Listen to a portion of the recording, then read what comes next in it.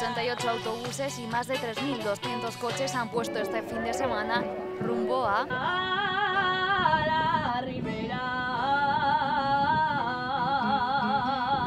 Bajo el lema Izan Argi, tenlo claro, Tudela ha acogido una nueva edición del Nafarroa Oinez, una fiesta que este año se ve marcada por la conocida sentencia del decreto del euskera.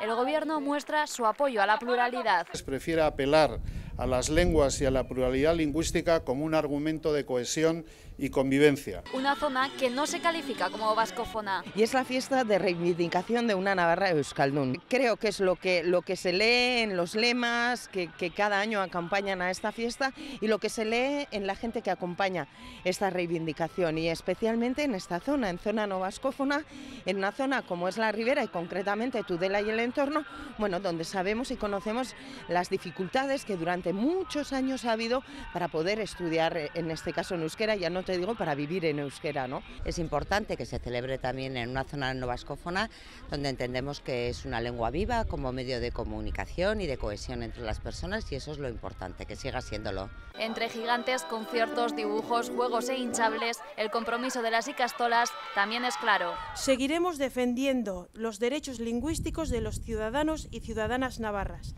también en la Ribera, porque consideramos que dentro del patrimonio cultural de las comunidades, las lenguas ocupan un lugar preeminente. Una fiesta en la que los asistentes lo tienen claro, quieren que el euskera siga sonando en Navarra.